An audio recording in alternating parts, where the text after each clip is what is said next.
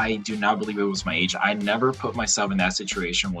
I never thought about it like I'm gonna go ahead and quit this job because I'm young. If I fail, I can go ahead and figure it out. That was never the thought. Hey everyone, I'm Burton and welcome to PropStream Pros, the podcast where we dive into the lives of real estate professionals who've made it. In each episode, we'll explore how they got started, challenges they faced, and the strategies that helped them succeed, so that you can learn from their journey and apply those insights to your own path. Whether you're just getting started or already building a portfolio, there's something here for everyone. So make sure to subscribe, follow, and join us as we talk to professionals who've made their own success. On this episode of PropStream Pros, host Burton breaks down how Brian Valencia walked away from his job and scaled to millions. You'll learn the mindset, strategy, and truths they don't teach in college about building real financial freedom. Hey everybody, my name is Burton. Welcome to another episode of PropStream Pros. I'm here with a special guest of mine, Brian Valencia. What's going on, Brian? How are you doing today? Good. Feel great. Woke up today. Got a new opportunity today, so feel pretty good. Hey, I love that, man. I love that. I love that attitude. Every time I hear someone say, I'm just happy that I woke up today, I think that's something that's we don't really tend to appreciate quite a bit. Pardon me on that. But yes, I agree, and I love your attitude regarding that. So for those that don't know, obviously my name is Burton. I travel a lot. I teach real estate data. One of the things I love doing is going to events, either networking with people there or speaking on stage or hosting a booth to educate people a little bit about real estate data. But at the same time, I'm also a student of the game. I like to go and learn and who's who and what new strategies are being implemented out there. And recently I was at this event called Deal Champs. Shout outs to Dean, Stratton, and Jason for hosting this amazing event in Fresno, California. And when I was there, first off, it was a suggestion. It was a recommendation to be there. And I'll explain that in a few moments. But while I was there, I encountered Brian. Now, for those that don't know Brian, he comes across as a very well-mannered professional, at least in my first impression. Very well-spoken, knows the game. But what really caught me off guard was how old you were. Brian, if you don't mind me sharing that with the audience, actually, you don't mind sharing that with the audience. How old are you, man? I'm 23. Yeah, so I'm 23 years old. Correct. And that is what caught me off guard, because in our conversation, you were explaining how many deals that you have done, not just using our platform, but just in general, right? And if you don't mind explaining that, I mean, feel free to round down, round up, it's up to you. But since your entry in real estate, how many deals have you done? We've done about 88 deals. Correct. Yeah, so we've done about 88 deals. That's a lot. Now, when did you enter real estate? I mean, you're 23. You must have just entered a few years ago. There's no way you've been in the game for like 10 years and started when you were 13. And unless you did, then we really got to talk about that. But no, definitely. When did you start? And yeah, you're 23 now. So when did you get into the game? So I was working a 9-to-5 job. Okay. And my last day ever employed by somebody else was October 1st of 2022. So I actually been in real estate for 3 years. Okay. I like that you memorized the date. That must be a very important date. Absolutely. No, I had the feeling that it was going to be that last time I ever clocked out. I recorded myself walking out, clocking out on the machine because I just felt that this was it. It was it, and it was going to be a start of a new chapter and a new adventure. And sure enough, so October 1st of 2022, I quit my job. And within those 3 months, I was able to get 2 deals under contract. I made about $20,000. And 2023 came around, and that was going to be my first year, being an investor, wholesaler, and yeah, it took off from there. Wow. So okay, so you quit your job on October 1st. Was it October 1st of 2022? Correct. Correct. That was my last day employed. Yeah. Last day employed. So you literally are clocking out now. I'm going to be frank with you, man. I'm in my late 30s, and just even the thought of just saying, okay, I'm walking out of this secure establishment with a steady check. Let's face it, a lot of people love that security, love that I know I'm going to get a check every 2 weeks or whatever their salary, date or pay or whatever it is. Was it your youth? Would you say that maybe because you're young that you understand that perhaps, I can start all over? Or was it just something in you that was just like, look, this is not for me? I'm kind of curious what made you take that leap of faith? So Actually, it was my age. To be completely honest with you, I do not believe it was my age. I never put myself in that situation. Was I never thought about it like I'm gonna go ahead and quit this job because I'm young. If I fail, I can go ahead and figure it out. That was never the thought. My thought on quitting my job was that that wasn't for me. So like, I'm gonna backtrack a little bit. Okay, So I please. graduated. I graduated when I was 17. I was attending Fresno State University here, Fresno, California. I attended there 2 years, and then my third year, I ended up getting a full-time job at International Paper. So I was working full-time at International Paper, and then I transferred over to Fresno Pacific University to continue studying business. The problem within those 3 years, and kind of to throw some advice, to everybody that's young that's going to be watching this, is I didn't know exactly what I wanted to do. I knew I wanted to go to business. I always wanted to operate a business, but then I was going to school to go ahead and manage somebody else's business, right? Because that's the mentality they kind of teaches at school, in my opinion. I was there 3, 4 years, right? I went to Fresno State for 2 years, and I went to, private Christian university for another year, which was pretty expensive. And I only had one class that I feel like I really learned anything. That was my econ class. And that was it. Everything else that I've learned in my like investing journey or money per se, I've learned it off YouTube, or I learned it off, people, blogs, right? Articles, that kind of stuff, right? Because I started investing in stocks since I was 18. And all that stuff, they don't teach you in college, right? They don't teach us about credit. They don't teach us about investing or bonds and, all these things that we actually need in life. They don't teach that. And I feel like that's the reason why we're so poorly educated when it comes to money, because they don't prioritize that teaching in school. They don't, right? That's why we have a lot of people that end up getting, some jobs that make 100, 150K, and at the end of the day, though, they don't have any money to show for it because they don't know how to manage it.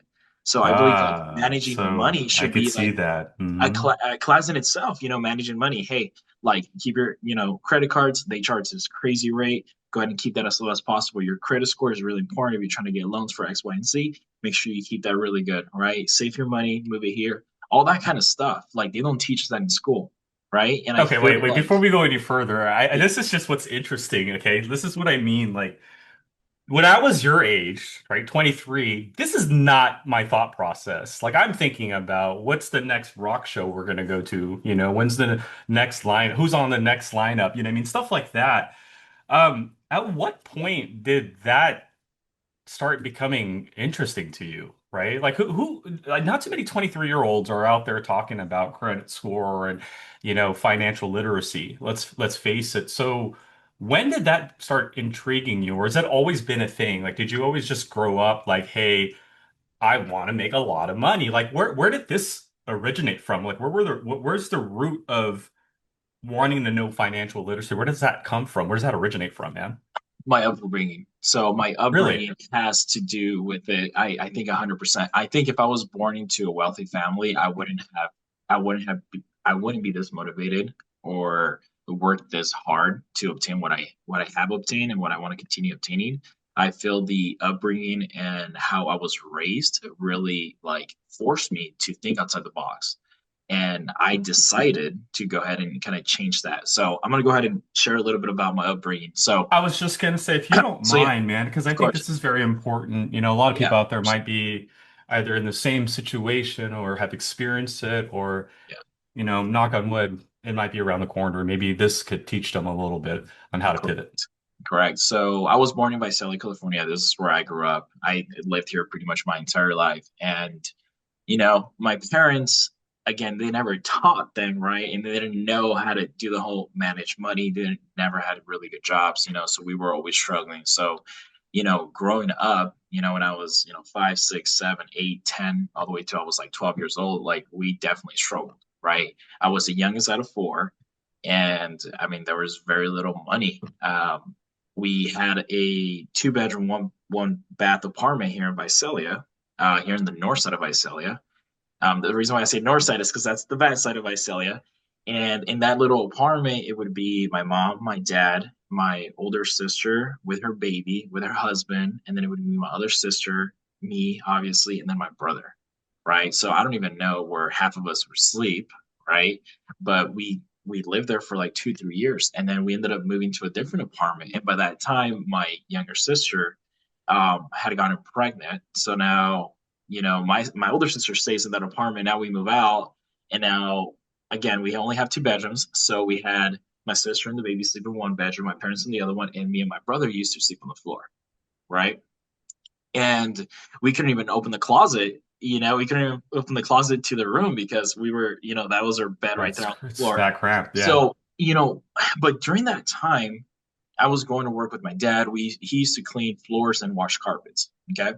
And I would see that he would work really hard and it just wouldn't pay off, right? Like, you would think, okay, in Mm. life, you're going to work really, really hard at this job and you're going to get paid a lot of money because you're working really hard. And in reality, that's not the truth, right?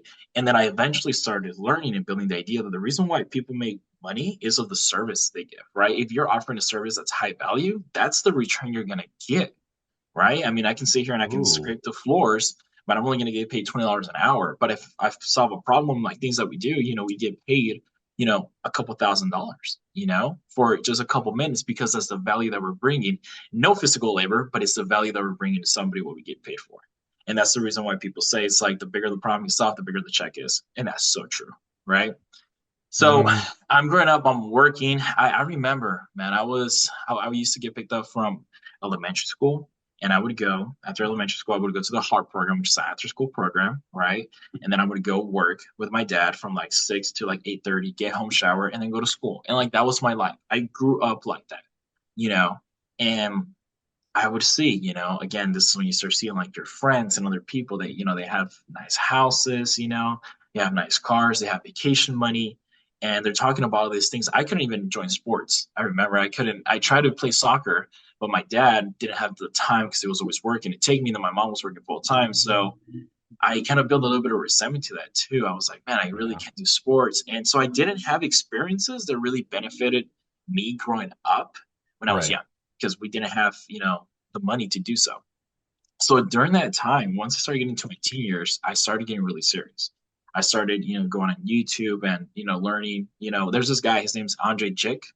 He's like a magician from Vegas and he's a finance guy. Same thing. The guy quit his job. Now he's, multimillionaire, one of the biggest YouTubers there is. And he's, really cool. I learned a lot from him.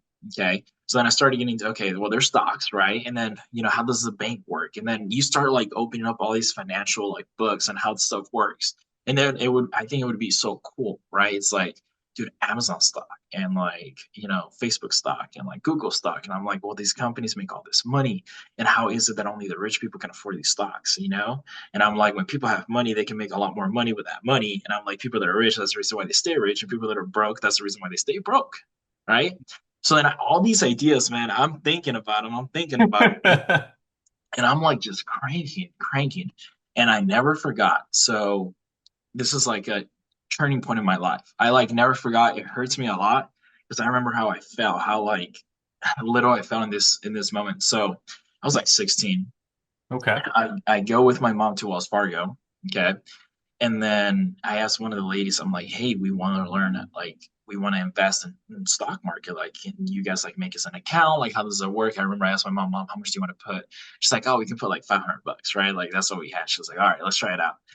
But then the lady was really rude. The lady was like, "Oh, well, we have this broker, and he's not going to sit down with you guys unless you guys pay 10 grand.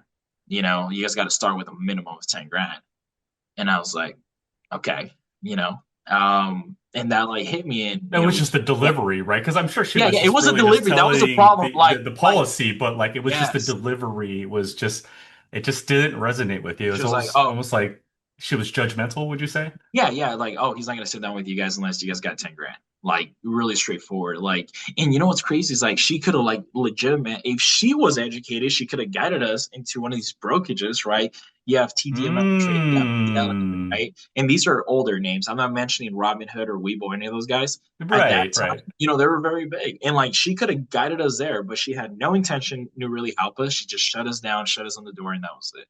What I told somebody the other day, I was like, you need to be careful how you treat other people, especially when they're starting off, because you never know Mm. how they're going to grow. And I Wait, mean, can you repeat? Because this is a very important statement. And time, people, especially in today's society, people have egos. I don't know where it comes from. they don't recognize this. Can you just repeat what you just said? Because I think this is very, very important for those young and those that are seasoned need to understand. Yeah, we just got to be careful the way we treat others, when they're small, when they're growing, because you never know what their potential is going to be, how much they're going to grow. Okay. And to just say that, last year I went to Chase to sit down with their private banker, and now, what's so cool when I go and Chase with their private banker, because there's only one here in Visalia. It is so cool. I walk into the bank and they offer you water. They like really treat you. And what's crazy though is like because they know me and because they manage my accounts and they know I do a lot of business with them. But without the money point of it, they would never even treat me like that. So Right. funny enough, Well, let I me ask went. you this. Now, fast forward, you're making a lot of money. Just mention, why not Wells Fargo, man? I just never like Wells Fargo, man. I just never like I'm Wells, and just that's what I'm telling you. that That's she so probably let me left tell a you. horrible impression, and here you are today, right? Fast forward, you're making tons Yeah, of money. That branch just lost an amazing customer, you know what I yeah, mean? no, And they lost a lot. And yeah, guess what? Everybody that comes to me now that's starting in the business that are just doing really good, that are in the point where I started, they're like, hey, who do you bank with? Who do you chase? Chase, chase. So now, let's say I'm, making, over $1 million this year, right, in profit, right, and our revenue is going to be closer to everybody else that I'm bringing. I mean, just that decision of that bad impression that that company left on me, it's costing them chase, millions, it's costing literally millions, like millions. legitimate millions of dollars. God. It's just crazy, That's you know? crazy, man. And And I it's appreciate you crazy. sharing that because you know what? I'm a stickler for good service. You know, that's one of the things I pride ourselves upon here at PropStream. You know, we do charity, we love to give back. And I think that's something that people fail to realize that, there's this old saying that a flap of a butterfly's wings can have dramatic weather effects on the other side of the world. And I truly believe that. You know what I mean? And I think that's what you did. Like that's what you encountered. Her simple comment, right? Of sorry, they're not going to talk to you unless you bring a minimum of 10,000, right? Not realizing that there's a young man with this desire to be financially educated, right? Yeah, Right? And then, the desire, the passion, to just be that individual that we see today, that I'm talking to today. correct. That one comment, that one delivery, that just the attitude, I don't care if she was having a great day, bad day. People have to realize that what's happening with you doesn't, the other person doesn't know, right? So I'm a firm believer, always be at 110%. You know what I mean? Even if you're not having a great day, because you could still impact the person in front of you. And I think that ultimately was what happened. She impacted you in a way that left a very poor taste. Fast forward it, you're now making millions of dollars. You're not parking your money with them. You're parking with a different branch, and you're also recommending tons of Exactly. others. Ridiculous. But thanks for sharing that because, I think being in the retail space, and you might have experienced this as well, there are days where, sometimes want to pop off on somebody a little Oh, bit. yeah. You know what I mean? But we have to understand that, that could have some dire repercussions, not for Correct. just the business, but for you as an individual as well. So thanks for sharing that. So, okay. Yeah, absolutely. You've grown up in a scenario where your upbringing wasn't that great, you know what I mean? And I'm Correct. sure a lot of people are listening to this probably have experienced that or probably are in that. So that drove you to become to understand financial literacy and up your Correct. education when it comes to that. Now, I know that didn't happen overnight because you still took the route of going to school, right? So was there still a part of you that was like, okay, not too sure if this is actually like gonna work out. So I'm still gonna take that traditional route, that and I don't mean to offend anybody when I do air quotes, but that like traditional safe route of let's go to school, let's get a degree, because that's gonna translate into a good job, security, supposedly, 9 to 5, make money, pay the loans off, life is grand, right? Mhm. So you didn't take that route. What was the Right. fork in the road? Like eventually you were like, okay, this obviously isn't working out for me. And you mentioned it earlier, going to Yeah. school while working, you realize that, okay, Yeah. as someone who wants to learn financial literacy, the work is not providing me that. And these courses I'm taking, besides ecom, it's not doing that. So what was that moment of I'm jumping? I'm besides October 1st of Here it is. 2022. The job environment that I was in. Really? Okay, That was the elaborate. one thing. Okay, so that was the one thing that like completely made me open up my eyes and realize that I was in the wrong atmosphere, that I was in the wrong area. I so like I said, I was going to school, and the job where I was working at, it was only supposed to be, 40 hours a week. Well, 40 And this hours was straight, international paper you were saying, international right? paper, correct. Okay. Well, what do So they do, if you don't mind me asking before we go further into this so conversation? they're trading in they're trading in the Dow Jones. They're a really big Okay. company. They're on the Forbes list. They just boxes, like paper products, boxes, like Okay. big boxes, like for Halloween, the pumpkin big boxes. It's called triple wall. It's called triple Yes, wall. yeah, yeah, yeah. Okay, yeah, Yeah, so sure. it's like those big heavy boxes that carry materials and hazardous materials and stuff like that. These boxes are probably 10 feet long by 6 feet wide. Super long, super heavy, I mean, pretty expensive. No, not your So, U-Haul moving out of your apartment oh boxes, yeah, no, right? no little boxes. No, we're making only like big boxes, making the big boxes for Amazon and store all their little boxes inside. So that's what the company did. Okay. But so this was during COVID. This was during COVID actually, and COVID hits, and then everybody, right? Everybody's just using boxes to get deliveries, right? So then, the company's cranking. I go from working 40 hours. I have a pay stub that I never lost. I think in a week I worked about 80, like 82 hours. I'm not even kidding. So I because used of COVID and the demand increase, right? yes, Obviously for demand increase. boxes, because everybody's ordering online now, I take it. Yes. Um, you went from 40 to 82 hours. I mean, isn't that a good thing if you're trying to make money? Yeah, but this is the thing. I was making money, and then I was making by this time. I was as a temp. I was making 18, and then I ended up making 23.50 an hour, which for Oh. a 19, 20 year Ooh. old is really good money. And And then for 82, yeah, and then hours 82 a week. hours, That's wild. you're making like $40 an hour. And then on Sundays we used to work 12 hours, and then on Sundays I used to make like $55 an hour, so like $400 on a day. So like my checks, I was making like 6K a month, 6 to 7K a month take home, and like that was good. I mean, for a Yeah. young kid, like that's good. You know what I mean? Like I'm I living mean, with you my wanted parents. money, you got the money. I get So, money. But yeah. here's what happened. I Okay. looked around, and all I did was work. And I'm 20, and I'm working my lab away, and my family's doing things, my friends are doing things. I have no life. I like legit have no life. I'm a slave to the work, and that's completely it. Like I had no life. I would go home, eat, sleep, and go back to work. And I was working so much that it was like I was angry. I started to get Are you angry. serious? Okay. Like That, you I know was what? That's something to consider. Like, I think a lot of people Yeah, no, forget like about that stuff. it starts making you a miserable person. I became like a worse person. Like I started being angry, and then I was, being a little rude to my parents, and I was being a little, my relationships that I had with like friends, and this was like really getting affected because I would be angry. I would be angry that I would have to get up the next day and go work on a Saturday And or on a not even a Sunday. Snickers bar could get you out of that, right? You No, were just like beyond diva at that point, right? you're just like a robot at that point, and you're just going to Yeah. work because that's what you're supposed to do is go to work, right? Because you feel that responsibility now that I need to go clock in because now this company depends on me, and if I'm not there as an hourly That's employee, crazy, man. yeah, so then So when it's almost like you had this routine, your life routine, but because you started working so much at this company, you established this whole new routine of I gotta be there, gotta do my work, blah yeah, blah blah blah.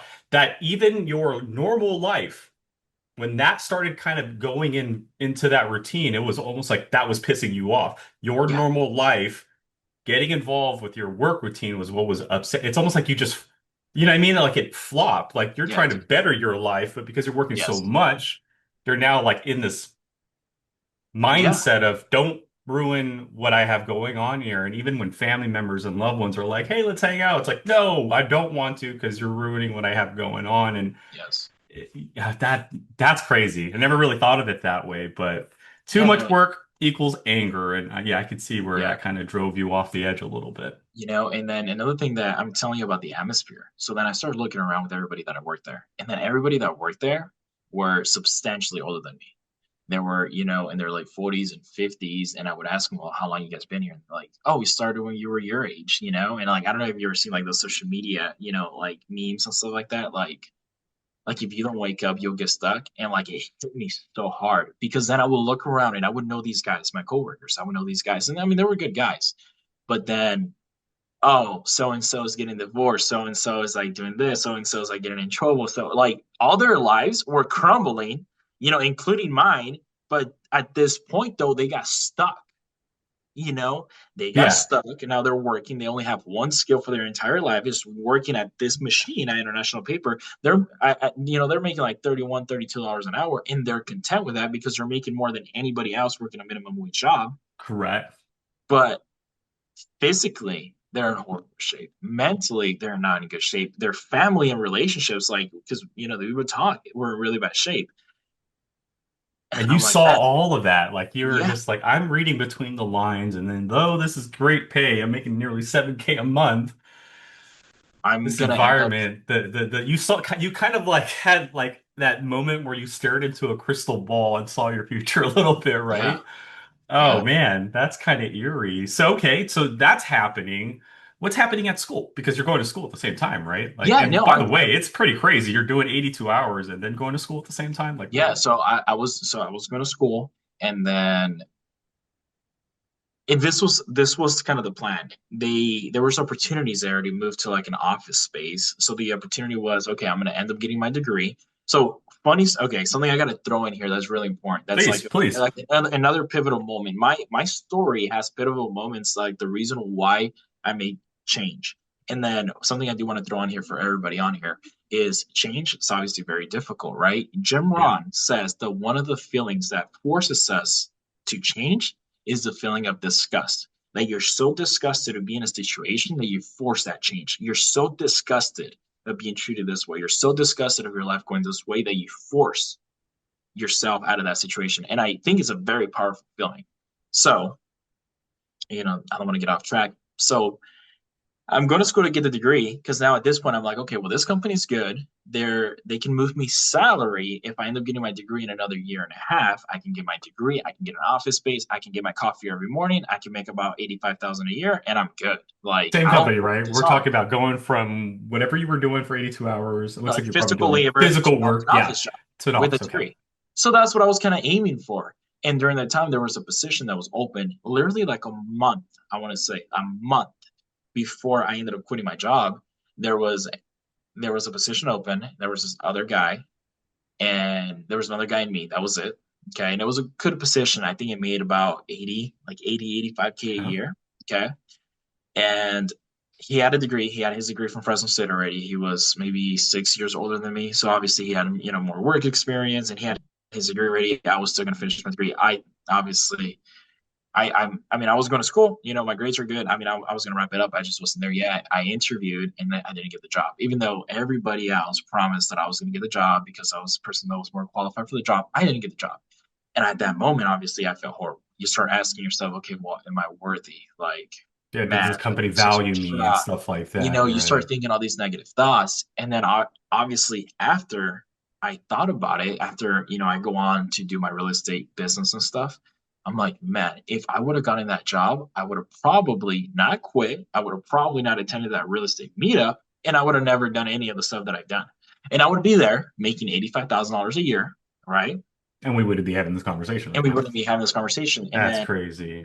Apex Home Solutions wouldn't have ever, been established, or the And people that 83 homeowners would have not had their problem solved. That's crazy. exactly. That's freaking crazy. Okay, so let's take it back a little bit. So you're at work, you're working 80 plus hours, you're at school, you're trying to achieve this degree to hopefully get this position, right? Which again, you don't know whether you're going to get or not, right? Unfortunate that they skipped on a huge opportunity, but at the same time, a blessing to you because it changed your life in a sense, right? Like you said, Jim, was it Jim Ron that you said? You Jim were Ron, just yeah. disgusted with the situation that it forced change.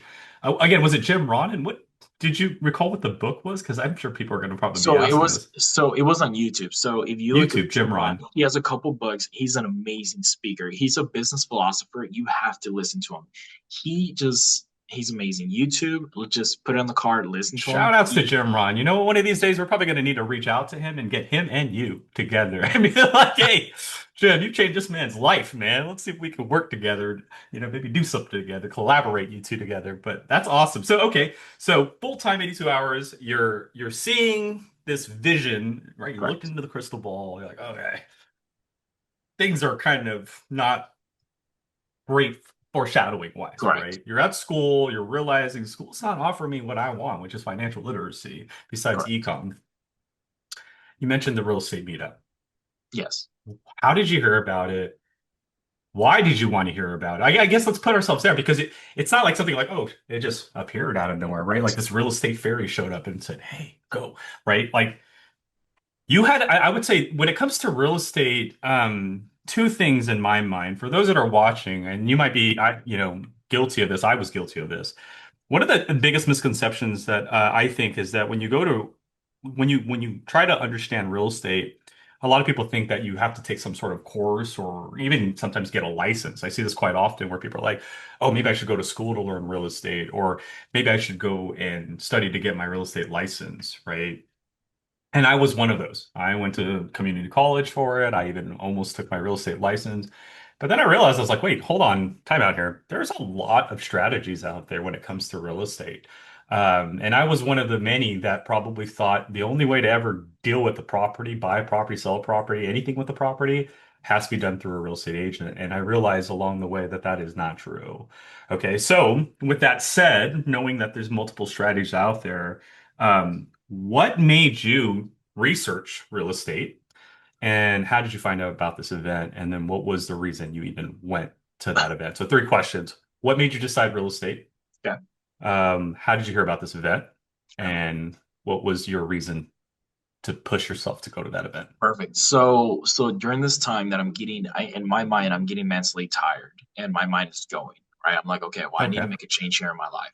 And then one of the things that popped in my head that I seen through the videos and through the books was like real estate, right? Like that's one of the avenues to get you to the next level in your life. So I'm like, okay, well, let's try out this thing, real estate thing. And I'm like, okay, well, what can we do with real estate is we can flip to make some profit, make some money on the margin, right? I'm like, okay. So I reached out to a real estate agent, a friend of mine that's a flipper. And I was like, hey, so, I got a couple bucks, right? I put together a couple bucks, I think, with my siblings. I'm like, can we like get a hard money loan and buy a flip? She was like, yeah. She's like, whenever you see something on the market, let me know. We'll put in an offer.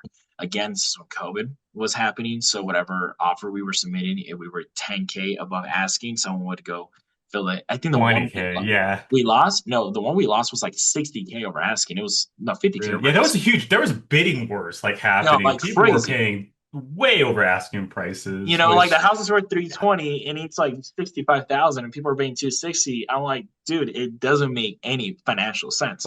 So I'm trying that for like about a month and like it's not working. I can't get deals because everything that I'm focused on is on the MLS. Everybody across the board is seeing these oh, deals. okay. So then during that time, she's like, hey, you know what? There's this guy. His name's Dean Rogers. I'm actually in his coaching program. Reach out to him. He has deals, and then just ask him for some advice, right? And I'm like, oh my gosh, Dean Rogers. So I had seen like his Instagram. I mean, the guy Oh, was really? So you were familiar with the him. name So I was already. familiar with Dean because I started Okay. following everybody that I could see, right? I'm like, okay, well, Maggie, that was her name, Maggie Sanchez. She Shout helped outs me to a lot. Maggie So for yeah, oh, for changing sure. the trajectory a little A bit, lot. right? So then I followed her and I'm like, okay, who's she following? Dean, and then, Jason, and then, I started following all the guys. And finally I came across a property. Okay. It was like a triplex, and I called Dean. And I remember, like I melt every time I say this. I called him and he picks up. And I'm like, oh my gosh. Like I forgot what I was gonna say. Like Dean's on the phone. Like, I oh, don't know what to say, right? Like, hello? Um, he's with his kids. So I can hear the kids. Like he just picks up like nothing. He's like, hello, this is Dean. I'm like, hey, Dean, my name is Brian. I got referred to you by, Manny Sanchez. I got this deal. Can you look it over? And he was like, yeah, man, here, let me put the kids down or whatever, and then I'll give you a call back. So I hung up and I was with some family members and I was like, guys, Dean's gonna call me back. Like, oh my gosh. I'm everybody needs to like, be quiet. I'm like, yeah, like this is my shot. Like, I'm, this guy, this is cool, man. At that point, I didn't have anything. And just seeing the growth and the money, that Dean was making and the influence that he had, like this business that he grew, like it was an honor to speak with him. So he calls me Mm. back. We ended up chopping it up. He's like, "Yeah, man, it doesn't really work out of these numbers." I was like, "Well, thank you, Dean, for your guidance." And then he's like, "Hey, follow our Facebook page where we post where our meetups are at. We have one coming up like on a Thursday in Fresno." I'm like, "Cool, I'll try my best to be there." So sure enough, I'm like, "You know what? I'm gonna go." So I actually invited my sister, Susie, that's her name, my younger sister. I was like, "Hey, Susie, I don't want to go by myself. I'm scared. Can you go with me?" She's like, "Yeah, man, let's go." So we ended up going to the meetup on Thursday. I was working graveyard shift. Okay. I was working graveyard. Something I gotta tell the people in the audience. There's a reason why they call the night shift the graveyard shift. Okay. I mean, if you guys stop and really think about why it's not called like the night shift or the overnight shift, it's called graveyard shift, was because our bodies were meant to sleep at night, not be awake. So those of us that continue working graveyard, our bodies are gonna decompose and get older extremely faster than the people that Faster. actually sleep at I've night. heard So that. Yeah. so graveyard, it's a real thing. It's a fact. So I'm working graveyard, right? I had to go clock in. I had to clock in at. I was working 6 p.m. to 6 a.m. Okay. That day they moved Oof. me from 10 p.m. because the meetup was at 5-6. So I was clocking in at 10 to 10. So I go to Fresno. I get my name tag. I sit down and I'm nervous. Okay. I'm nervous. I'm sitting down. I think I only talked to one person, which was the lady Well, behind why are you nervous? I'm curious because I mean me. you're literally there to change your life. Because So I like didn't feel I didn't feel why like I was worthy of being there. I didn't feel like I have no what? money. I have no money. Okay, Okay? okay. I'm young and I have no experience. And all these other And people, okay, wait, let's rewind that because that's very a common oh that's a yes, very common feeling. A lot of people, I go to a lot of meetups and a lot of young folks I meet, and they won't admit it, but I feel like you could just sense that they feel out of place. So what were the yes. three reasons that you were kind of nervous when you attended? Well, I didn't have money. That was one of Okay. them. That's a Okay. big one, right? Yeah. I didn't know what I was doing. When people ask like, "What do you do?" I Didn't, do okay. slice and flip. I'm not a wholesaler. I'm not a rental guy. Like I have no experience at all. Felt like this imposter syndrome. Like, what am I doing Yes, here? I'm yes. not I even don't an belong investor here. or a realtor or any of this. Not okay. Yeah. Yeah, dude, I'm a kid going to college, working at IP. I make boxes for a living. Like, what am I doing in a real estate room with, these guys that are doing, deals making, $1 million+ a year? Like, who am I to be in here? So the Hmm. imposter syndrome is so strong and so powerful. And it's Very strong in crazy this industry. because it Hmm. stops a lot of people from really continuing in their life and like making these type of choices. Thankfully for me, I was so disgusted with my life that the disgust kind of overthrew everything, and I continued with the And you were process of just like, just F it, I'm here. I feel nervous. I feel the butterflies, but I already know what that looks like. yeah, yeah, absolutely. Okay. So then I sit down, I talk to the girl behind me. She was in like Airbnb, and then so I'm sitting there, and then I see Dean walk in. Dean walks in, and everybody's hugging him and clapping and taking pictures, and I'm just there. I'm just quiet. The you know the it, the meeting starts, and they do their presentation, and then it's over, and I'm like, okay, well, it's time to go. So I went up to Dean, and I'm like, hey, Dean, my name is Brian. We spoke on the phone once about those, that track flex. He was like, yeah, man, I remember you. I'm like, Dean, well, look, man, it's a pleasure meeting you. Okay, I got to take off. I got to go clock in. Um, Gotta go but back to work. but I shook his hand. I was so motivated, man. I shook his hand and I was like, Dean, all I can do is promise you that you're going to be seeing me around more and you're going to hear my name more. I shook his hand, gave him a hug, took off, and that was it. And then this is very important. Okay, so then I took off. I go clock in at 10 p.m. And then I go to talk to one of my coworkers. He was my only friend that I had. His name was Jesus. I go talk to Jesus. Jesus is about 35 at this point. He started working there when he was in his early 20s, like Kind of me. like your big brother at work, kind of, Yeah, right? yeah, pretty much. And Yeah, he had dude. 2 kids, he had to support his family and stuff.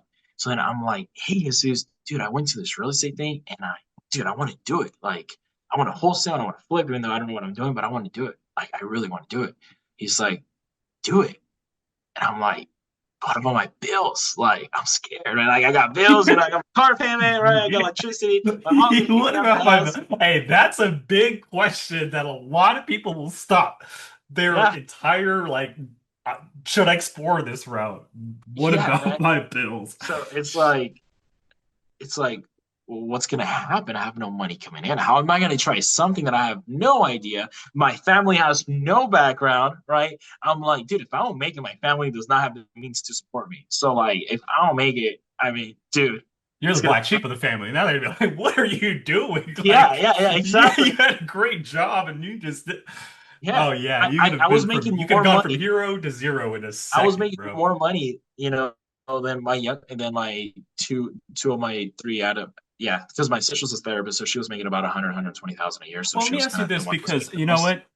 Growing up in a very similar environment and you're making that much money, probably, let's face it, probably making more money than most of the people in the household at this time, right? Correct. Um, when I was in that scenario, the family became reliant on that.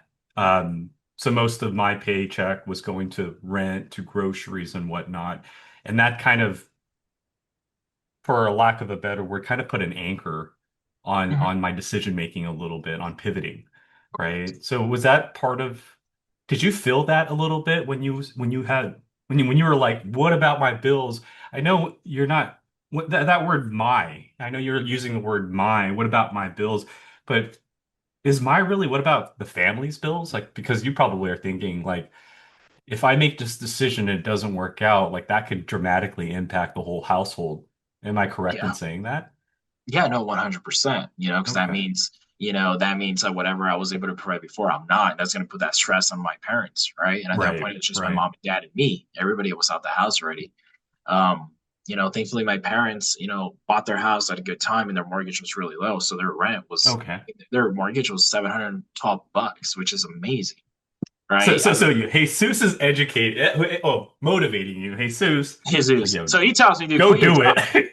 He's What about like, my bills is your response, but yeah. what happens next? He tells me, man, he tells me this. He's like, dude, I was young like you once, and I didn't take my shot. Now I got two kids. I'm married. I'm stuck here, and Hey, I'm stuck. yo. And Hey, yo, that is not something you normally hear people say or admit, man. As a yeah, matter of fact, I'll be honest with you, a lot of people would probably have given you a different response. And I say that because a lot of people project their insecurities onto other people. yeah, All right. Jesus could have easily said, yeah, no, man, I've heard real estate scam you. I heard real estate's not it. It's not you secure. Val. You probably are better off here. But shout out to Jesus. Jesus, if you're out there listening to this, when you do listen to us, man, you should give yourself a pat on the back. And I think you're a great role model for your two children, man. Especially giving the advice that you gave to Brian. So shout out to you, brother. Want to make sure you get recognized for it. Hopefully, we'll see you in the comments. Yeah, yeah, for sure. So he throws it on my mind on Thursday night. Okay, so now it's like 11, 12. My mind's rolling on Thursday. Friday comes around. I'm talking about it again. I'm like, dude, I started applying. So I actually ended up applying for some part-time jobs. So I'm like, okay, dude, I'm gonna apply for some part-time jobs. That way, I'm gonna go ahead and leave this full-time job, go to part-time, so I can do part-time, right? Oh, so Because I'm you can at least have something some income. while you're I using the other 40 hours of your 82 hours onto the side thing, right? Okay, And then he smart. tells me again, I'm like, this guy's wise. He tells me, dude, look, and he's like, we had a whiteboard, and he's like, look, okay, so you're gonna get a part-time job, okay, you're gonna make it up here. He's like, okay, well, you're gonna get a part-time job, you're gonna go up and up and up and up. You're gonna make it. It's just gonna take you way longer. He's like, instead of going straight, just quit your job and go all in and go straight. Don't look for a part-time job. Just go straight. I'm like, oh man, you're making it rough on me. And this is So Jose. This or Jesus. I'm sorry. This is Jesus. yeah, Okay. this is Jesus. I'm like, okay, all right. So you got a point. You got a point. And so then eventually, finally, it's I go to work on Saturday. This is a big decision maker here. I go to work on Saturday. I clock in at 6 p.m. It's probably 1:32 a.m. And I'm washing the machinery. Okay. At this point, I was in a different position, working on a heavier machinery where I was making a little more money. And I remember it's 2:30 on a Sunday now. On a Sunday, I'm working at 2:30 a.m. Okay. I was laying down, pressure washing something. I'm cold. I'm wet. I'm by like a heat press, so I'm also hot at the same time. So I'm hot and cold. I'm exhausted, dude. I am mentally drained because I was going to school and I was working. And then I'm laying there and I just looked up and I was like, dude, what? And I cussed. I said, what in the F am I doing with my life? I said, what am I doing with my life? I'm like, I'm 20 years old. What am I doing working here? Like, what happened to like me having this life that I wanted to be successful and having money and having an amazing life? Like, what happened to me, dude? I'm 20 and I'm working here already. Like, that was not part of my plan at all. So next morning, um, so I mean it's 2:30. I go home, I ate, showered, slept. I get up about 2 p.m. By 5 p.m., I decide to go ahead and quit my job. With a family, I said, hey, you know what? I'm gonna quit my job. And literally like 10, 15 minutes later, I cannot like make this up. I get a text from Dean. Like if he knew what I was gonna do. I get a text from Dean and he's like, hey man, here's my link. Okay. If you want to go ahead and fill it out, submit it, and we'll see if you're a good fit for our program. And I said, you know what? This is the universe talking to me. The next morning, I called HR, submitted my 2 weeks. I dropped out of college. I filled out the paperwork to not drop out, but to pause college. I never went back. And then I made the decision to also sell my car. So I had a Honda Civic. My car payment was $300 a month. And it was during the time where the car market, the used car market went up a little bit. So I called and they were going to be they were like out a of thousand. chips. Yeah, they were out of chips. There we go. They were gonna give me like $1,000 more than I paid for it. So I was like, you know what? I'm gonna sell my car. I dropped out of college. I quit my job. I was gonna use my mom's car now, and I was gonna pay 10 grand. I paid $10,000 to join this coaching program, and that was it. And now I'm in debt. I'm against the wall. Let's figure it out. That was it. And that was the start. That's the start of your real estate chapter, That was was the that start. you literally, man, that's crazy. So you wake Sunday 2:30 or 2:30 in the morning. You're freaking cold, you're wet, it's hot. You literally have an epiphany. Yes. What the heck am I doing in my life? So disgusted, as Jim Rohn says, that you decided to force that change.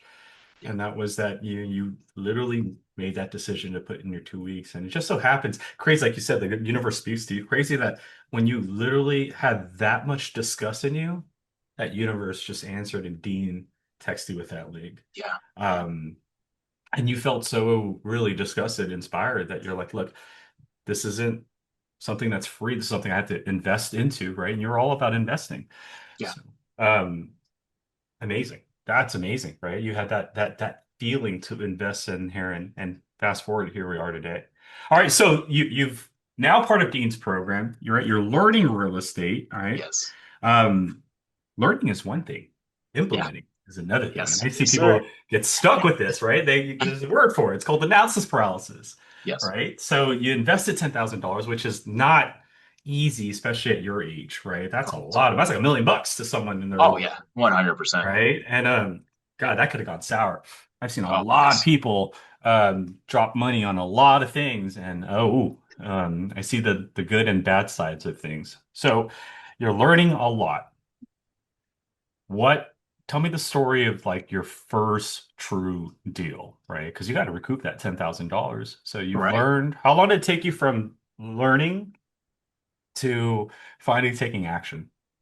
So I pretty much took action right away, like within a week. You know what I mean? I started jumping on his Hmm. coaching calls, saw his program, and I'm starting to call. Hey, do you want to sell your house? Super terrible on the phone, Were but you I was calling properties on the MLS like you did in the past when you first no, encountered no, Maggie? we were going off market now, right? Because Oh, that's okay. that's where the deals are juicy for investors and for wholesalers and for fix and flip, like off market deals. Just it's so MLS is so saturated and it's so complex to get a deal through with these agents that are just so on their commission that Dean showed us this way of off market deals, and off market deals was the next best thing. And just so people understand that are watching, I mean, there could be a realtor who's like, what the heck is off market? When you're referring to off market, you're referring to direct to owner, right? Somebody who's Correct. not listed with an agent, so it's not on the MLS. It's just a homeowner that you've reached out to and want to negotiate a price that's That's happy for that's them, happy for you. But the question is you're not just randomly knocking on anybody's door, right? Like, how are you finding off-market properties? Like, how are you coming across these homeowners who want to sell? Not on the MLS. I guess So that's the my first question to you. system, the first system that I ever used and looked up was PropStream. Okay, so Hey, what's yeah, up, it's man? I didn't true. pay It's this one guy hundred. to say it, by the way, guys. It's just like- No, it's very true. I absolutely love PropStream because it was I still use it. like I still use it up to my business. And now obviously we use, we have other, datas, and I spend quite a Of bit now on course, yeah, data you're every single month. building your business But as you should. PropStream is like the one thing where a new wholesaler comes or a new trainee of mine wants to learn. I'm like, hey, go get PropStream. Like, go sign up. Here's my link. Go ahead and sign up to PropStream. It's really, really good and it's efficient to look up information. I mean, like I said, Property Radar and all these guys, right? They're out there, but for me, their system's a little more complex for the newbies, to be honest with you. You know, and then everybody has what they like, but I don't know. I'm always gonna be a PropStream fan. Just that's what I started. I'm gonna share the third deal that I got. The third deal was like directly like through PropStream, and it was my Oh, biggest deal for like my entire year actually. So it was pretty good. So I go on PropStream, and on PropStream, obviously you have all these data breakdowns. Okay, you have, like tired landlords, you have people that are in pre-foreclosure and are going to auction, you have high equity, you have vacant homes. So, one of the things that we were going after was that this is what I love. I basically people that have high equity that are non-owner occupied, meaning for the people watching this is people that have basically a house that they use as a rental or for a family member. It's a house they don't live at. Okay. And they owned it for many, many years. Okay. And the thing is, when somebody only owns 2 to 3 properties, is because they kind of inherited the property or they bought it, right? It's not an investor usually buys, five, six, multiples. Yeah. multiples, right? So that's why we're focused with somebody that has high equity, okay, that has a secondary home that's just sitting there that they could liquidate. So Okay. you're looking for like this golden spot, not someone with a lot, not someone with one, but someone who has maybe two or three because that second or third could have been inherited. Which it Yes. sounds like that also could be a motivation, right? Yes. Because 100%. okay, I could see that. It, Yeah, because it's I mean, inheriting a house means you're also inheriting the taxes on the property and stuff like that. Oh, I didn't even think about that. Okay. Mhm. Yeah. Yeah. And then when I tell people all the time, I tell people, look, how hard is it for you to sell your home? Okay, if you only have one, because you need somewhere to live. So what's the motivation behind selling the home where you live at, right? Like that's very hard to do. If you have another house that it's a rental and you need the money, why wouldn't you liquidate that? It's not going to affect your actual life. So that's what I tell people to go after Mm. those leads. And then I started going after foreclosures. Foreclosures was like nonstop. Pre-foreclosure, Yeah. foreclosures, nonstop. That's what I was working on. So my first deal, let's go back to my first deal. I On Dean's coaching program, he was allowing us to cold call somebody's leads. Okay. Well, yeah, cold call pretty much and make the direct contact with those leads. And the way it would work is that we actually ended up locking up with those leads, we would split the profit. So I never forgot my first deal was in was in Bakersfield. It was a guy that I called. Okay. He's like, yeah, man, I want to sell because I'm moving out of state, but I want to stay at the property for 3 months after we close. But I wanted the money and then I want to stay in the property for 3 months. So me being a newbie, what do I do? Oh, okay. Well, whenever you're ready to sell, please call me back. Okay, because in my head, I'm like, okay, well, how is he gonna get the How can we money? make a deal now if you don't want to move till How can we make a later? deal now? So Yeah. I literally left it for like a couple of days.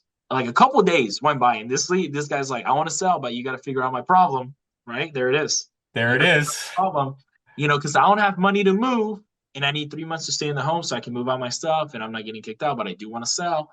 So I'm like, yeah, I can't help this guy. Who is gonna buy a property, leave this guy here for 3 months? Like, how's that gonna? Then I talked to one of Dean's acquisition people. Dean, one of his acquisition people, I call him. I'm like, hey man, I got this guy and he wants to be, living there for 3 months. And he's like, yeah, man, we do that all the time. I'm like, really? I'm like, well, What? how do you do that? Yeah, like how do you do that? This is He's what like, I'm yeah, talking man. about. Like you going into this industry, people forget like there's all these weird like strategies that you can implement. I would have again to your mindset, well, okay, if you don't want to sell in 3 months, then I'll call you in 3 months, and then we can do something in 3 months, not knowing that there's something that can be done right now. This is amazing. Thanks for sharing this, man. Yeah, yeah, of course. So then I'm like, well, what is it called? He's like, it's called a seller holdback. So what we're gonna do is we're gonna hold back X amount of money in escrow. That way we make sure that this person moves out and they'll pay us rent for every month of there, whatever the market rent is. I'm like, man, that might work. So then I call the gentleman back, Bakersfield, okay? And he's like, yeah, man, I want to meet. So I drive from Visalia all the way to Bakersfield. Oh, and then they told me, hey, like grab him something to eat. You know what I mean? Like that might like motivate him to sell with you. Yeah. I'm like, okay. So then I go, It's and good then tip, what? by the way, guys. Food Yeah, food. to get to the heart of a seller. Bring them Yeah. food. So he told me some place. I forgot where it was. I get out of Bakersfield. I go get him a steak from this place. I pay like $30, I want to say. And I get his steak. I take it to him, but we talk. No contract signed. First meeting. Oh, Okay. okay. No That's contract signed. love that, man. So a couple now that I think about it, I'm like, okay, did I not like say the right things? Did I not push hard enough? Like, what was it? But every time I would show up, though, I would be in his house for like 3, 4 hours. He would just talk forever because he wanted a friend. He was an older seller and he just wanted to talk. Like that's all he wanted to do. And that was great. So then I go back home, I'm like, man, I really can make this work because he was like kind of letting it off. He's like, yeah, man, I gotta think about it.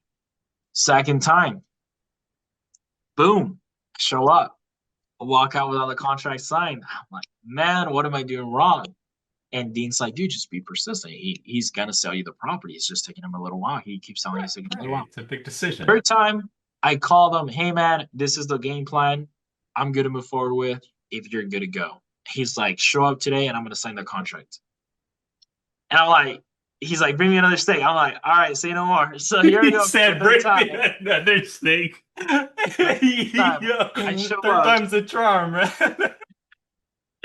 Yeah, show up with another steak. Yeah, And running then up the does the bill on contract have steaks. like steak grease on it or Yeah, something? yeah, yeah.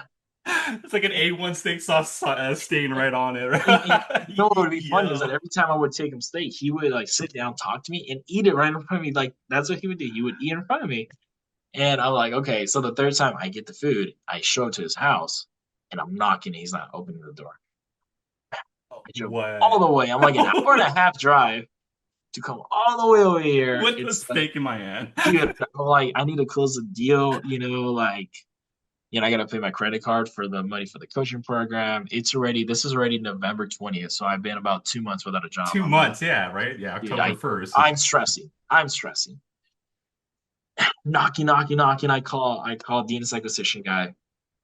And I'm like, hey man, this guy's not picking up the door. He's like, dude, continue knocking, call him, call him, call him. Eventually he opens up the door. He's like, hey man, sorry, I was doing some yard work in the back. I'm like, dude, I almost had a heart attack out here waiting for you. Like, you don't know what you put me through. So then he lets me in the door. He eats, and I'm like, okay, so are we good with everything that we talked about? He's like, yeah. He gets the paper. I show him where to sign. He looks it over. He's like, perfect. He signs, gives me the paper, and we talked. It took me maybe like 8 hours of conversation, and he signed the paperwork like in 30 seconds. He didn't even really look. He just looked at it, signed it. He's like, we're good to go. And 3 steaks, never forgot. It took 3 steaks and 8 hours to get that contract signed. We get the And a new contract friend, signed. because let's not forget that, man. You changed this man's life, and Yes, at the end of the yes. day, some people forget. Maybe it wasn't the You know money, what I maybe never it wasn't forgot? any of that stuff. You Yeah, know what what's I up? never forgot is he signed the document and he gave me a hug. And like I Bro, thought that was amazing. I'm like, that is amazing. and Like he gave that. me a hug. Like he gave me a hug, and I just thought that was crazy. And it was without him knowing that it was my first deal. Yeah. Like I'm sitting there getting the contract signed, and it's my first real estate transaction that I ever done, and I don't even know what I'm going to do with this contract, but I'm getting it signed, right? And this is the part where it goes like sometimes you don't really got to know what you're doing. You just got to make sure you do things ethically and just push forward. And that's it. I walked out. Hmm. I was happy. I called Dean. I'm like, hey, Dean, we got this contract. He's like, perfect. Go ahead and scan it over. We'll open up escrow. Boom. Sure enough, the emails start coming in from escrow. And then he calls me. He's like, hey, man, we got a buyer for 15K assignment. He's like, you want to take that? I'm like, yeah, man. So we split 15,000. We closed within 2 weeks. He's like, dude, I got your money, $7,500. I'm like, let's do it. So then he wired me $7,500. A week after I got that deal under contract, I got another one under contract in Bakersfield down the street, okay, for sale by owner, okay. They were listed at 170,000. I got another contract at 121. Oh, Okay, wow. That's a big discount. Nice, man. it was in a really rough area, and the house needed a lot of work, and I wholesaled that deal for 11,000. So I get those two deals at the end of November. I closed them like mid-December, and I'm like, okay, we're onto something. Yeah, Okay, you're I in the got two positive agents. now. Your credit cards are paid. Yeah, yeah, You yeah. Now now we're are good. seeing the benefits of making that leap. That's crazy, dude. Okay, so that's your Yes, second deal. second Third deals. deal. This one's a So big one. so then the third deal, okay. The third deal, I could have, again, because I was new, I could have made a lot more money than I did. But at the end of the day, I've learned so much on this deal. Right. It was a foreclosure. Mm. That foreclosure, I called in October when I started. I called the guy. It was in Visalia. I called the guy in October. I'm calling. His dad picks up. I'm like, hey man, I'm looking for. They had the same name. Hey, I'm looking for so and so. He's losing a house. He's like, oh, that's my son. I can go ahead and give you his number. Okay, perfect. So boom, take down his number. Okay, so now I call his son. The son was like changing a tire on the road or something because that's what he told me he was doing. Call the son. I'm like, hey man, your house is going to auction like in 2 months. Like, I'm interested in helping you. Let me see what I can do with you. I would hate for you to lose the property to the bank. That was in October. He's like, yeah. Eventually, he kind of threw me in the back burner. He texted me. He's like, hey, man, look, not going to proceed. I'm not going to sell. I'm going to figure out the house. Sure enough, I'm walking another house in January in Visalia. And for some reason, the house popped up or it was on my auction.com. And I'm like, dude, that's the same house I called. I got this guy's number. I call him. I call him again. He picks up. I'm like, hey, man, whatever his name is. Hey, man, your property is going to auction next week. Your property's going to auction next week. Do you have a plan? He hangs up. Oh. And then I text him. And then I texted him something really good, I think. I really thought on this one. I think it was good because it got him to respond. So this was okay. This was on a Friday. Okay? Check this out. This was on a Friday. I text him on a Friday and I'm like, hey, this is Brian Valencia. We spoke before. Your house is going to go up for auction next week at this time, at this place. I said, I just want to figure out a way to get some money in your pocket so that you don't lose your house. You don't get kicked out of the house and you don't lose your credit. And then I told them, I know a lot of people have contacted you and have called you, but I honestly simply want to figure out a way to help you. ... Left it on Friday. Saturday, grabbing a coffee. It's like 1:00 and I get a text. He's like, hey man, what can we do? And I'm like, dude, your auction's on Tuesday. Oh, Okay. wow. And it's a Saturday. Saturday. Literally 3 days away. Oh, whoa. Okay. And check this out. It gets better. Monday's a holiday, so nothing's open on Monday. So 2 days. Oh, Sunday no days, because Monday doesn't work, right? So Saturday, Sunday, and Monday's a holiday. So I got his auction's at 12. His auction's at 12 on Tuesday. On Tuesday. I've never done this before. I don't even know where to start. Like, how am I going to see this guy's house? And this is your first foreclosure auction lead, essentially. And it's up in 2 days, technically. It's up in 2 days, and I only have 6 business hours to figure this out before this guy loses his house, sits on the street. So I pick up the phone. I call them. I'm like, hey, man, look, I'm going to get home right now. I'm going to send you a purchase contract. I need you to sign it. I need the purchase contract so I can push the extension. I don't know how I'm going to do it. I didn't tell them on Monday. So then I go home. I send the contract out, and I remember my parents are there, and I'm like, guys, I'm going to get my kids deal. I'm going to get it. It's going to be a juicy one. It's a good house, blah, blah, blah, blah. And then my mom's like, I think Monday's a holiday. I'm like, Mom, there's no way Monday's a holiday. She's like, yep, it's a holiday. I'm like, Mom, oh my gosh. So now I'm crying. So now I'm sitting there crying, right? I'm like, yeah. It's like, no. Yeah, I go from being so happy to now, crying. I'm like, oh, well, I tried, right? What can I do? So then I started thinking. I called Claudia. She's my escrow officer from Chicago Title. She does all my escrows. Her name is Claudia. She's phenomenal. And I'm like, hey, Claudia, I got the seller. He's going to lose his house. I'm going to sign a contract. What can we do? She's like, you know what? Give the trustees information. Let me see what information I can find out. My computer's obviously at work. Let me see if I have any access to any of my systems at home. Sure enough, I was able to find the trustee. I got the number. I got the loan number. I did all my research Saturday and Sunday. I'm stressing out. Even Monday, I'm working on this. As soon as the day starts, 8 a.m., she sends all the paperwork out on Tuesday. She's like, Brian, good luck. The other thing that I did tell the seller is like, look, man, you gave me like no time. I'm going to try to give you the extension. Let's be honest with them. Yeah. But the other thing that I figured out, because I called around, I called Dean. Dean gave me great advice. He's like, you could file for bankruptcy, and that's going to stop the sale. And I'm like, look, man, bankruptcy, the only way I know how to do is to go to an attorney is going to cost us like $35,000. It's $3,500. Okay. $3,500. And we're going to have to do it if we don't get the extension.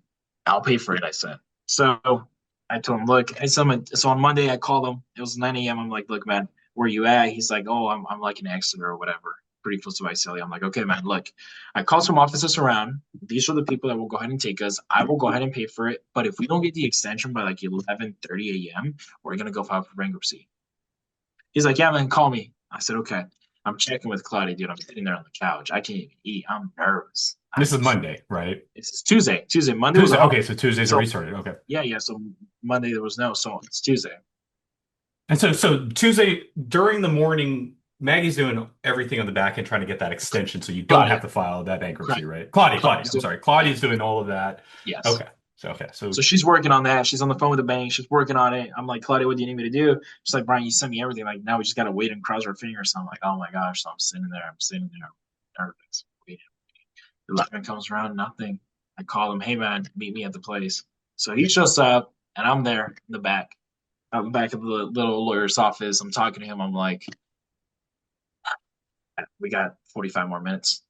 Within 15 minutes, we're gonna have to file bankruptcy. I don't want to pay the money, but we yeah, have to because it's a good house, and obviously we want a can't lose house it to the to the auction. Yeah. bank. Yeah, I mean, we can lose it to the auction. So, dude, it's 11:45, nothing from Claudia.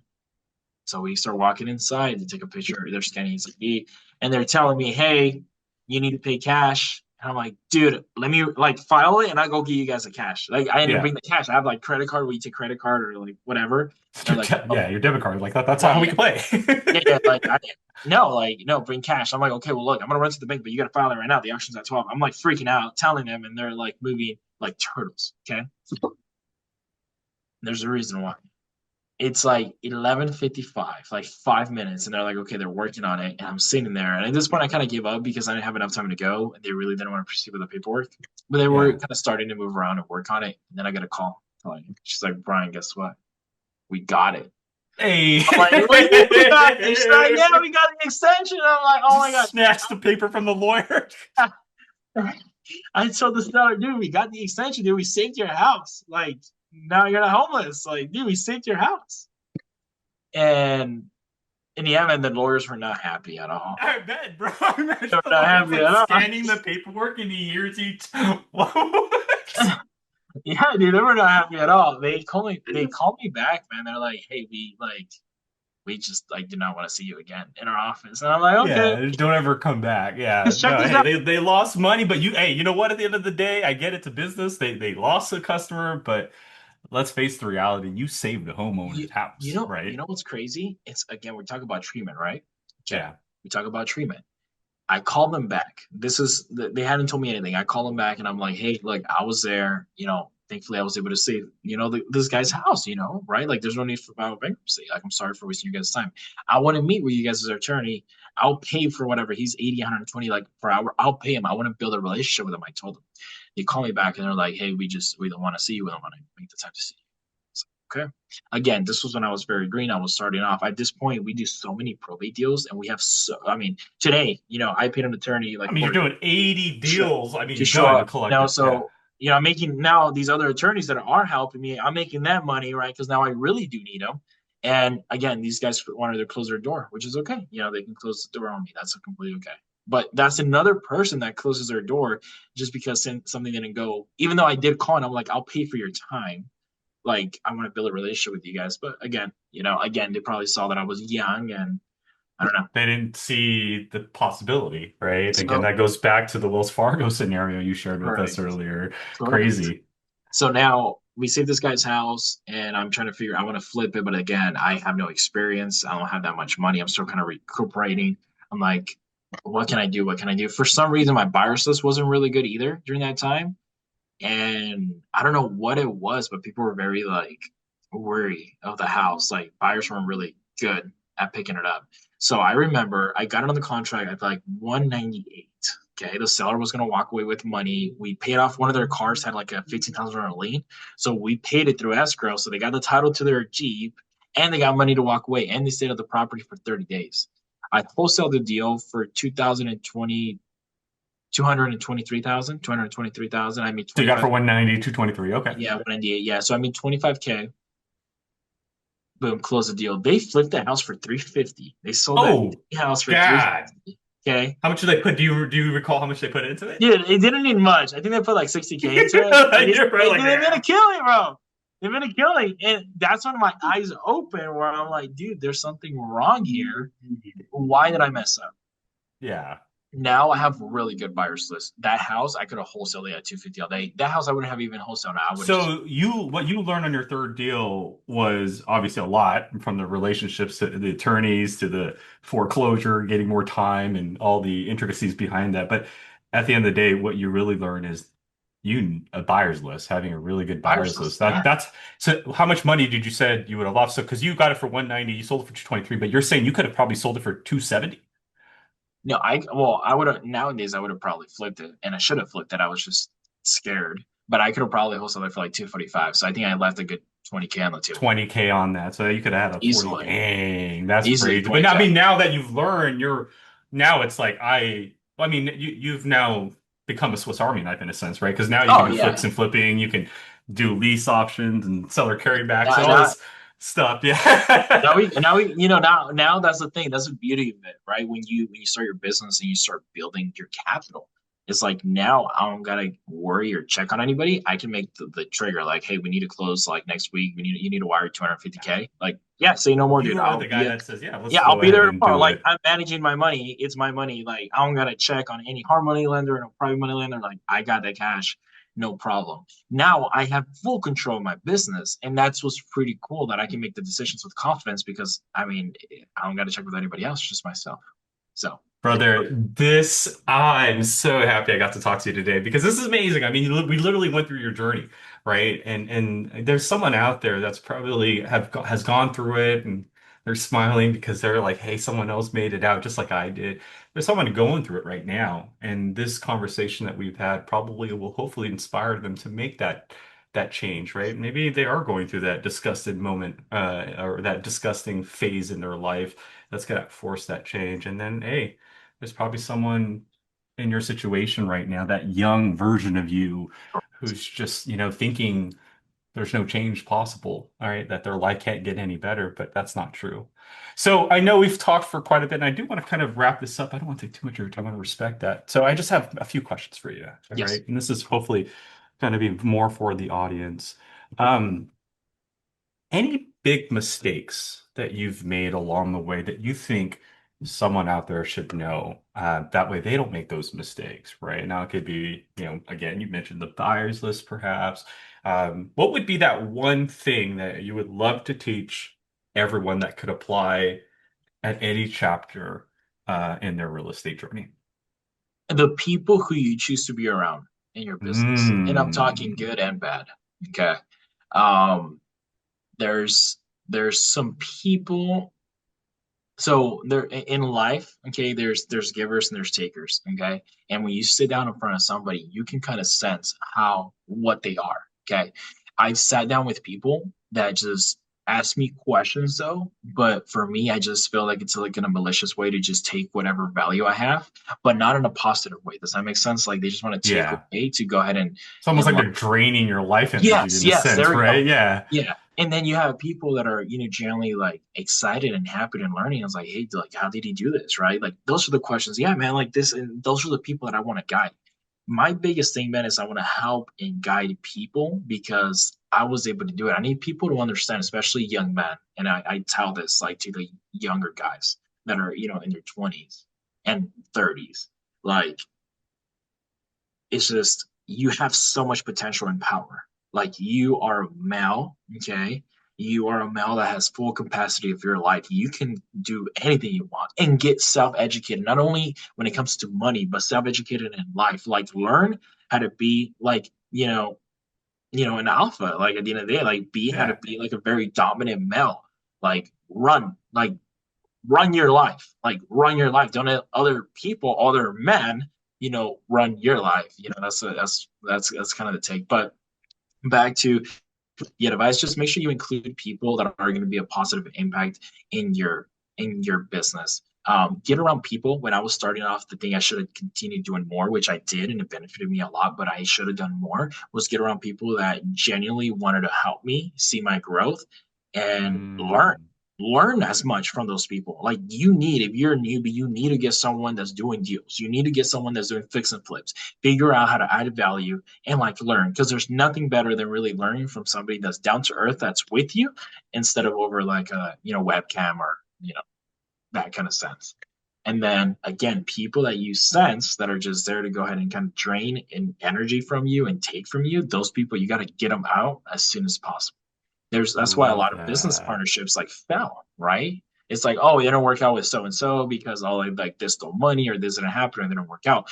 Well, cut those people right away. As soon as they do something, like just let it go, right? If it's something that you can't fix, just let it go. So that would be my advice. Just hang I around with the love good that people. advice. Very cliche in a sense because there's a saying, your net worth is your network, right? Like it's who you know that makes your value. But to your point, there's a little twist to that. It's not just anybody. You got to bring the right people The right into your people. network in order to get that net worth that you're trying to get for Oh yeah. yourself. That's amazing, brother. I really appreciate that. My last question to you, and then I'll let you go because I'm sure you got other homeowners to solve and problems to take care of. Um, Brother, where do you see yourself in the next 5 years? Like, do you think real estate's going to always be your thing, or do you think that this is kind of just a stepping stone to really be who you are? Do you see a bigger inspiration in yourself, a bigger goal that you have in mind? Yeah, I do. So I actually have quite a few, right? Okay. So I always tell, lately I've been asked this question a lot. Like, hey, like, what are you going to do with your business in the next couple of years? I'm like, okay, well, I always want to keep this business alive. I always want to fix and flip and wholesale and do this kind of, I like love this business. But in the next couple of years, there's a couple. I got a passion project, okay? And Okay. hopefully I'm gonna say it on here so that I keep myself to it, is I want to own a coffee shop. Okay. I really want to open Mm. up a coffee shop here in Visalia, Tulare, California. I want to own a coffee shop and I want it to be my coffee shop. I love coffee. I think it's going to be a great business. And I think it's just going to be very It will beneficial. definitely be a great business. So, so that's one. And then two is I want to start moving my business strategy right into buying businesses, like small businesses, to be honest with you, right? So right now, Mm. something that's in the horizon is actually starting a landscaping company, like doing high-end jobs for high-end clients when it comes to landscape. Okay. Not just like cutting a lawn, right? I'm talking like, stones and, turf and all this like fancy design. So that's something that's in the horizon. And there's a couple other avenues. I don't have my GC license, but I do in the next by the next couple of years. I do want to have my GC license, and I want to be just go and do custom homes and do projects for clients. That's another thing that I want to do. So pretty much everything that just will make money. That's what I want to go ahead and start and buying these little businesses. There was another business that got offered to me was a trash hauling company. It was offered to me, and I called one of my partners. I'm trying to figure out if it's going to be a good investment for us. So I mean, now that we have some capital, I'm going to use a real estate business to go ahead and continue bringing in that capital, right? And I'm going to go ahead Yeah. and try to buy as many businesses and attribute that money to make the best return. So in the next 5 years, I see my personal brand getting bigger, but not only in the real estate space. I wanted to go ahead and get a little wider with all these things. A So that's silent kind of where I investor, see. but still kind of have a little bit Yeah, of movement in there. I do. That's amazing. And I appreciate you sharing that. Maybe there's someone out there who's listening in. Maybe you have that good energy, that vibe that we've been talking about this whole time.